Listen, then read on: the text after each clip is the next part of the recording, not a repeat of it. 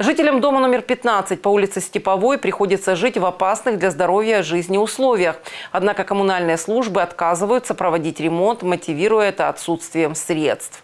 13 ноября 2020 года на городском сайте обращения граждан 1535 появилось обращение с просьбой о ремонте внутреннего двора дома, находящегося в плачевном состоянии. Впрочем, и внешний вид самого дома отнюдь не радует. Фасад фактически разрушен. С карниза буквально нависают куски лепнины, которые в любой момент могут обрушиться вниз. При этом, заметьте, на первом этаже здания находится детско-стоматологическая поликлиника. Такая ситуация напрямую угрожает здоровью и жизни детей. Также внутренний двор завален стройматериалами, оставленной коммунальщиками после замены трубы. Как и фасад, внутренние стены дома покрыты большими трещинами, полуразваленные балконы еле держатся, а прохудившаяся крыша к тому же давно заржавела.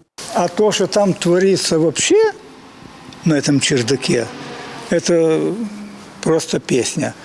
А то, что творится в этих подвалах, это вообще несказанное.